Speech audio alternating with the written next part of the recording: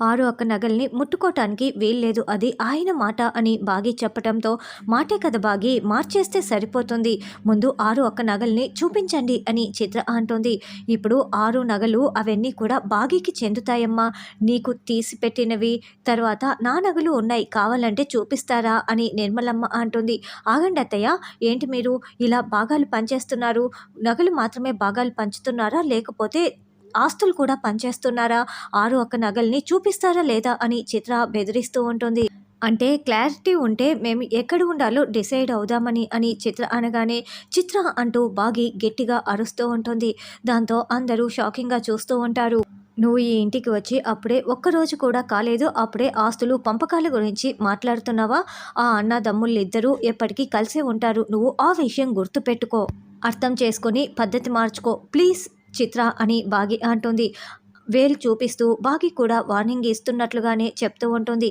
అరే, నేనేదో వినోద్ని తీసుకొని వేలు కాపురం పెడుతున్నట్లు అలా మాట్లాడుతున్నావేంటి బాగి, నేను కూడా అందరితో కలిసి ఉండాలనే కోరుకుంటున్నాను, నాకు కూడా కుటుంబం కావాలి, కానీ ఇలా బాధలు పెట్టే కుటుంబం అయితే నాకు అవసరం లేదు అని చిత్ర అంటుంది.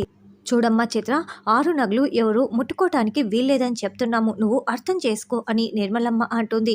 దీంట్లో బాధలు పెట్టడం ఏముంది అని నిర్మలమ్మ అనడంతో మీరు భలే గమ్మత్తుగా మాట్లాడుతున్నారు ఆంటీ, ఆరు నగలు ఎవరు ముట్టుకోవటానికి వీల్లేదంటున్నారు, ఇంకోవైపు బాగీకి అంటున్నారు, మళ్ళీ నన్ను బాధలు పెట్టడం లేదంటున్నారు, ఏంటి ఇలా మాట్లాడుతున్నారు అని చిత్ర అంటుంది. అదేంటి గుప్తా గారు, దాన్ని నాలుగు తగిలించకుండా అత్తయ్య బాగి ఇలా ఎక్స్ప్లెనేషన్ ఇచ్చుకుంటున్నారు అని ఆరు టెన్షన్ పడుతూ బాధపడుతూ ఉంటుంది. మంచిగా ఆ బాలిక మనసుని జయించాలని వాళ్ళు అలా మాట్లాడుతున్నారు అని గుప్తా గారు అంటారు. దాంతో ఓర్పుతో సహనంతో మాట్లాడేంటి గుప్తా గారు, నాకే కనుక ఛాన్స్ ఉండి ఉంటే నాలుగు తగిలించి ఉండేదాన్ని అని ఆరు అంటుంది. చిత్ర పిన్ని, ఏమైంది మీకు, నిన్నేమో కలిసం మిస్సమ్మ తలకి తగిలేలా చేశావు, ఇప్పుడేమో ఇలా గొడవ పెట్టుకుంటున్నావు అని అంజు అంటే నేను వచ్చిన తర్వాతే మనశ్శాంతి లేదని మాట్లాడుతున్నారా అని చిత్ర అంటే, చిత్ర పిల్లల జోలికి వస్తే నేను అస్సలు ఊరుకోను అని బాగి అంటుంది. నేనేమన్నాను అంటే, ఇప్పుడు పిల్లలు నా వైపు మాట్లాడితే ఈ ఇంట్లో నీ స్థానం ఎక్కడ పోతుందో అని చెప్పి పిల్లల్ని ఇలా నాపైకి ఉసిగొల్పుతున్నావు కదా అని చిత్ర అంటుంది. చూడు పిన్ని, మిస్సమ్మ మాకేమీ చెప్పలేదు అని అమ్ము అంటుంది. మీరందరూ ఒక్కటైపోయి నన్ను టార్గెట్ చేస్తున్నారు కదా అని చిత్ర అంటుంది. ఇప్పుడే వెళ్ళి వినోద్కి చెప్తాను, నా స్థాయి ఏంటో, ఇక్కడ నా విలువ ఏంటో మీకు అర్థమవుతుంది అని చిత్ర అంటే, చూడమ్మా చిత్ర, ఇప్పుడు మేము నిన్ను ఏమన్నామని వినోద్కి వెళ్ళి చెప్పటానికి అని నిర్మలమ్మ అంటుంది. వెళ్ళొద్దమ్మా అని అంటున్నా కూడా చిత్ర వెళ్తుంది. గుప్తా గారు, ఆ చిత్రని ఏదో ఒకటి చేయాలి, ఏదైనా ఐడియా ఇవ్వండి, అసలు ఆ చిత్రని ఏదైనా చేయటానికి నాకు శక్తులు ప్రసాదించండి అని ఆరు అడగటంతో, చూడు బాలిక, నీకున్న శక్తులతో ఎవరికీనూ కూడా ఏమీయూ హాని చేయకూడదు అని గుప్తా గారు అంటారు. అవును, నాకు శక్తులున్నాయి కదా, నేను ఆ విషయమే మర్చిపోయాను, థ్యాంక్ యూ గుప్తా గారు గుర్తు చేసినందుకు అని ఆరు అంటుంది. అయ్యో, నేనే గుర్తు చేసి తినా అని గుప్తా గారు తల పట్టుకుంటారు. ఇక చిత్ర బాల్కనీ దగ్గర మెట్ల దగ్గరికి వచ్చి వినోద్ వినోద్ అని కేకలు పెడుతూ ఉంటే, చిత్ర ఇప్పుడు మెట్ల మీద నుంచి దొర్లుకుంటూ కింద పడిపో అని ఆరు కోరుకోవటంతో వెంటనే చిత్ర మెట్ల మీద నుంచి దొర్లుకుంటూ కింద పడిపోయి నడుం విరగ్గొట్టుకుంటుంది. వినోద్ వినోద్, నా నడుము విరిగిపోయింది అని కేకలు పెడుతూ ఉంటుంది. అప్పుడే వినోద్ పరిగెత్తుకుంటూ అక్కడికి వచ్చి, ఏమైంది చిత్ర, ఏంటి ఇలా పడిపోయావు అని వినోద్ ప్రశ్నిస్తూ ఉంటే, ఎవరో తోసినట్లు అనిపించింది, కానీ ఇక్కడ ఎవరూ లేరు, అమ్మో నేను లేవలేకపోతున్నా, నా నడుము చాలా నొప్పిగా ఉంది అని చిత్ర ఏడుస్తూ ఉంటే వినోద్ చేతులతో మోసుకు వెళ్తూ ఉంటాడు. సార్, రాతోడు ఊర్లోకి వచ్చాడంట సార్, ఎందుకు వచ్చి ఉంటాడు అని రాతోడు టెన్షన్ పడుతూ ఉంటే, రణవీర్ ఎందుకు వచ్చాడో నాకు తెలుసు రాతోడు, ఎందుకంటే ఆస్తి మొత్తం కూడా అంజుకి 18 సంవత్సరాలు వచ్చేంత వరకు కూడా రణవీర్కి చెందదు, అందుకే ఇప్పుడు ఉన్న పలంగా ఆస్తి తన పేరు మీదకి రావాలంటే మధ్యలో ఉన్న అంజు ప్రాణాలు తీయాలి, అందుకే అంజు ప్రాణాలు తీయటం కోసమే ఇక్కడికి వచ్చాడు అని అమర్ చెప్పగానే, అంటే అంజు పాప ప్రమాదంలో ఉందా సార్, ఇప్పుడు ఎలా సార్ కాపాడుకోవటం, ఒక పని చేద్దామా, అంజు రణవీర్ కూతురే అని నిజం చెప్పేద్దాం, అప్పుడు చంపడు కదా సార్ అని రాథోడ్ అంటే, లేదు రాథోడ్, అప్పుడు అంజుని తనతో పాటే తీసుకువెళ్ళిపోతాడు, అప్పుడు అంజు ఇంకా పెద్ద ప్రమాదంలో పడిపోతుంది, ముందు రణవీర్ తన కూతుర్ని ప్రేమతో వెతుకుతున్నాడా లేకుంటే స్వార్థంతో వెతుకుతున్నాడా అన్నది తెలుసుకోవాలి, ఒకవేళ స్వార్థంతో అయితే వాళ్ళ అమ్మ ఎవరో కూడా కనిపెట్టి అసలు 7 ఏళ్ల క్రితం ముందు ఏం జరిగిందో మొత్తం తెలుసుకోవాలి, ఒకవేళ స్వార్థం కోసమే అంజుని వెతుకుతున్నట్లయితే అంజుకి ప్రేమించే కుటుంబం కావాలి, అది నా కుటుంబమే అవుతుంది, రణవీర్ కన్న తండ్రి అన్న విషయం అంజుకి ఎప్పటికీ కూడా తెలియనివ్వను. ఎందుకంటే ప్రేమతో ఉన్న బాగా చూసుకునే కుటుంబమే అంజుకి కావాలి కాబట్టి అంజుని కంటికి రెప్పలా కాపాడుకుంటాను. ఇది నేను ఆరుకిచ్చిన మాట అని అమర్ చెప్పటంతో, సార్ కానీ అంజు పాప స్కూల్కి వెళ్తుంది, ఆడుకుంటుంది. ఇప్పుడు ప్రాణాలకి ప్రమాదం అంటే కాపాడుకోవటం ఎలా సార్ అని రాథోడ్ అనడంతో, అందుకు ఏదో ఒక మంచి ప్లాన్ ఉంది అన్నట్లుగా అమర్ ఆలోచిస్తూ కాన్ఫిడెంట్గా రాథోడ్ వైపు చూస్తూ ఉంటాడు.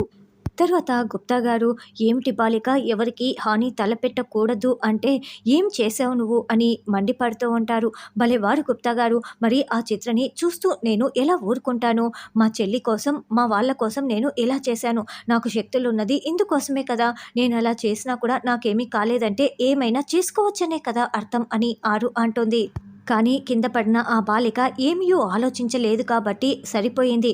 లేకపోతే అది నీ వల్లనేనని తెలుసుకున్న మరుక్షణం ఏమి జరుగునో నీకు అర్థమవుతున్నదా అని గుప్తా గారు అంటుంటే, పోండి గుప్తా గారు, నేను ఇలా చేస్తూనే ఉంటాను అని ఆరు అంటుంటే అప్పుడే బాగి అక్కడికి వస్తుంది. అక్క, మొన్న పిల్లలకి అట్టలు వేయటం, ఇప్పుడు చిత్ర ఎవరూ లేకుండానే కింద పడిపోవటం ఎలా జరుగుతుందో నాకు అర్థమైపోయిందక్క. ఎందుకంటే నాకు శక్తులు ఉన్నాయి, నేను కారణ జన్మురాలిని కాబట్టి అని బాగి చాలా బిల్డప్ ఇస్తూ చెప్తూ ఉంటే, కార్నరా అని ఆరు ప్రశ్నిస్తూ ఉంటుంది. అబ్బా అక్క, కార్నర్ కాదక్క, కారణ జన్మురాలక్క అని బాగి అంటే, నాకేం అర్థం కావటం లేదు బాగి అని ఆరు అంటుంది. అక్క, ఇప్పుడు చిత్ర అలా అందరి మీద అరిచేసి వెళ్ళిందా, వినోద్కి చెప్తాననిందా? అప్పుడు నాకు చాలా కోపం వచ్చిందక్క. నేను ఒక్క చూపు చూశాను చిత్రని, చిత్ర వైపు చాలా కోపంగా చూశానో లేదో చిత్ర కింద పడిపోయింది. ఇదంతా కూడా నా శక్తులతోనే అక్క. దేవుడు నాకే ఎందుకు ఇలాంటి శక్తులు ఇచ్చాడు? ఎంతైనా దేవుడు మంచివాడు కదక్క నాకు ఈ శక్తులు ఇచ్చినందుకు అని బాగి చెప్పుకుంటూ ఉంటే, ఆ శక్తులు ఉన్నది నీకు కాదు నాకు అని తెలిస్తే నువ్వేమైపోతావో అని ఆరు అనుకుంటూ ఉంటుంది. అక్క, ఇంతకీ నాకే శక్తులు ఆ దేవుడు ఎందుకిచ్చాడక్క అని బాగి అనడంతో, నువ్వు మంచిదానివి కాబట్టి అని ఆరు అంటుంది. కానీ చిత్ర కింద పడిపోయినప్పుడు నాకు ఎంత ఆనందం వేసిందో అని బాగి సంతోషపడుతూ ఉంటే, కానీ నడుం విరిగిపోయింది కదా అని ఆరు అంటుంది. పో అక్క, విరిగితే విరిగింది, ఏం కాదులే అక్క అని బాగి అంటే, నా బంగారు తల్లి అని ఆరు మెచ్చుకుంటూ ఉంటుంది.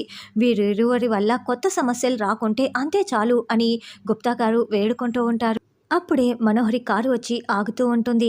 ఏంటి బాగి అలా చూస్తున్నావు అని ఆరు అడగటంతో, అక్క ఇప్పుడు మనోహరి వస్తుంది కదా, మనోహరి తల చేత్తో అలా కొట్టుకొని ఇప్పుడు తాను కూడా కింద పడిపోవాలక్క, నడుం విరిగిపోవాలక్క. నా శక్తులతో నేను ఇప్పుడు అలాగే చేస్తాను.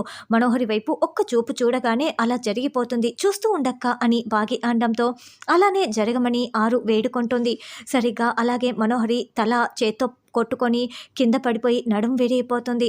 అక్క అక్క, నేను చెప్పాను కదా చూడు, అనుకున్నట్లే జరిగింది, ఉండక్క నేను అక్కడికి వెళ్ళి మాట్లాడి వస్తాను అని బాగి పరిగెత్తుకుంటూ మనోహరి దగ్గరికి వచ్చి, ఏంటి మనో అలా పడిపోయావు, కాస్త చూసుకొని నడవాలి కదా, నడుమో కాలో చెయ్యో విరిగిపోతే ఎలా, ఏమైపోవాలి నువ్వు అని బాగి లేపుతూ ఉంటుంది. మనోహరి ఆంటీ ఏమైంది, ఇక్కడ ఏమీ అడ్డుగా లేవు కదా, మీరెందుకు కింద పడిపోయారు, ఇందాక చిత్ర ఆంటీ కూడా అలాగే పడిపోయింది అని అంజు అమ్ము చెప్తూ ఉంటారు. అవునా, చిత్ర కూడా ఇలాగే పడిపోయిందా, ఇక్కడ ఏమీ అడ్డుగా లేవు, కానీ ఎందుకు కింద పడిపోయానో అర్థం కావటం లేదు అని మనోహరి అంటుంది. మనోహరి ఆంటీ, మీరేదో తప్పు పని చేసొచ్చారు కదా, అందుకే ఇలా పడిపోయారు కదా అని అంజు అడగటంతో మనోహరి కోపంగా లోపలికి వెళ్తుంది.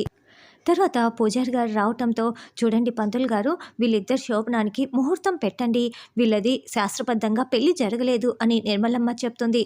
ఈరోజు రాత్రికే శోభనం జరగాలి అని చిత్ర మనసులో అనుకుంటూ ఉంటుంది. జాతకాలు చెక్ చేసిన తర్వాత పంతులు గారు, చూడండమ్మా, వీళ్ళ శోభనం జరగాలంటే ముందుగా ఇంకొక శోభనం జరగాలి, అప్పుడే వీళ్ళకి ముహూర్తం పెట్టగలను. పెద్ద కొడుకు పెద్ద కోడలికి శోభనం అయిపోయిన తర్వాతే వీళ్ళ శోభనం జరుపుకోవాలి అని పూజారి గారు చెప్పడంతో, ఏంటి పంతులు గారు ఎందుకు ఇలా ముడి పెడుతున్నారు అని మనోహరి అంటుంది. అసలు దీనికి వాళ్ళకి ఏంటి సంబంధం అని చిత్ర అంటే, ఉందమ్మా సంబంధం, అలాగైతే మీరు ఈ ఇంట్లో ఎందుకు ఉంటున్నారు, అమరేంద్ర గారి తమ్ముడు వినోద్ కాబట్టే కదా ఉంటున్నారు, అయితే వెళ్ళిపోండమ్మా ఏ సంబంధం లేకపోతే, కాబట్టి ఖచ్చితంగా సంబంధం ఉంది అని పంతులు గారు చెప్తారు. బాలిక, ఇదంతా నీ పన్నాగమేనా అని గుప్తా గారు అడగటంతో, అయ్యయ్యో కాదు గుప్తా గారు, కానీ నాకు ముందుగా ఈ ఐడియా ఎందుకు రాలేదా అని ఆలోచిస్తున్నాను అని ఆరు అంటుంది.